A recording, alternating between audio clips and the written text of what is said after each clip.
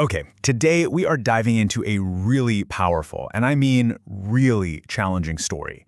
It's called The Parable of the Soft Earth. And honestly, it's a narrative that kind of holds a mirror up to our modern world's obsession with comfort and safety. And it asks some questions that might make you squirm a little. So, this is the proud motto of a people that a mysterious stranger stumbles upon. They live in this valley, and they've basically engineered a world with zero risk, no sharp edges, nothing to worry about. This is their core value, their whole identity, a world where the greatest possible good is just not having to struggle. And right there, that's the central tension of this whole thing. The stranger, who comes from the sharp peaks, shows up, and his very existence just throws a wrench in their entire worldview. It really forces us and them to ask a tough question. What have we actually lost in this quest to abolish every single storm? So, what is this place really like? Well, the stranger sees a valley with soft earth, sure, but the flowers smell stale, and there's this constant, low murmur of everyone agreeing with everyone else. He's not seeing a paradise. He sees a kind of twilight world, a comfortable decay, where everyone, these last men, are just sort of nodding along in a sleepy stupor. And the stranger's diagnosis? Oh, it is immediate, and it is absolutely brutal. He looks at these people who think they're happy, and he sees something totally different. He sees emptiness. He sees souls that have become barren, totally infertile, because their only goal in life is to avoid pain and seek pleasure.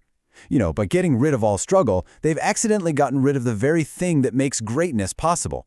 So this brings us right to the heart of the conflict. The stranger doesn't just, disagree with them. He accuses them of having a profound moral sickness. His words are like a boulder dropped right into their quiet little pond of contentment. He gives their whole way of life a name, slave morality. And this is such a critical idea to get. It's a system of values that isn't born from strength but from weakness. It's a morality that completely redefines the world just to make the powerless feel righteous because they're powerless. And this slide just illustrates it perfectly. He calls it the great inversion. I mean, just look at this. The values of the herd, things like pity, being harmless, being safe, they've labeled all of that good. But the qualities of a creator, being noble, being strong, the actual will to build something new, all of that gets condemned as evil. Why? Because it disturbs the herd's comfortable sleep. Now, the psychological engine driving this whole inversion is something the stranger calls ressentiment. It's not just regular old resentment. It's this deeper, more twisted, more creative kind of bitterness. It's a poison that doesn't just envy the strong. It actively works to tear them down by reframing their greatest virtues as terrible vices. Okay, so let's just take a step back. Why is this philosophy of struggle and creation so challenging for us? Why do we, kind of like the people in the valley, have this gut reaction to reject it? Let's dig into why this kind of worldview so often gets pushed to the fringes. The thing is, the stranger's message is a kind of forbidden idea. All throughout history, philosophies that put individual growth over collective comfort are seen as a threat. They're inconvenient, right? Especially for systems that need everything to be predictable and under control. And this happens for a couple of key reasons. A lot of the time, these ideas are actively suppressed because they challenge the authority of the herd. They get rejected as controversial because, well, they don't offer easy feel-good answers. And honestly, they're often just labeled as too dark or negative because they force us to look at the roles suffering plays in our own growth.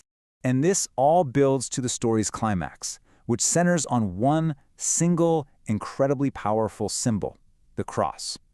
The villagers, they think they're faithful people. But the stranger, he sees their faith as just another clever way to escape reality.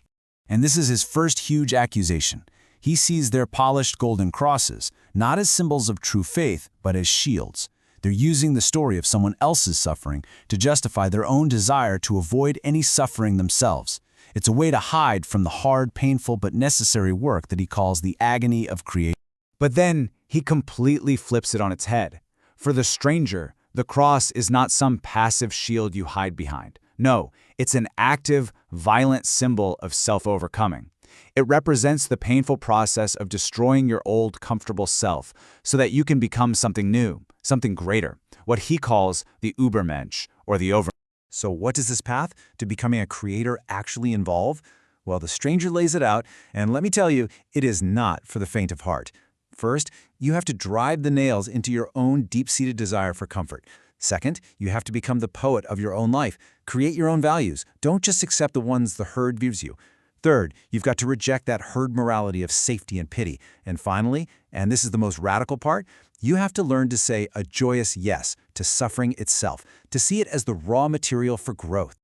And this brings us to the end of the parable and the fundamental choice that it lays at our feet. And it's not a simple choice between good and evil. It's a choice between two completely different ways of being in the world. This just lays out the two paths so clearly. The valley offers what it calls good, which is really just a stagnant, comfortable peace. It's life-denying, because in trying to get rid of all risk and pain, it also gets rid of any chance for real growth. The peak, on the other hand, the path the valley calls bad, offers something totally different, a life-affirming, painful process of becoming. It's the choice between the slave's peace and the agony of creation. And the real tragedy of the story is this: the last men can't even understand the choice they're being offered. This call to become masters of themselves, it's totally meaningless to them. Their ultimate desire isn't for freedom or greatness. It's just to be saved from the effort of truly living. And so the parable leaves us with this huge question that just hangs in the air long after the stranger goes back to his peak.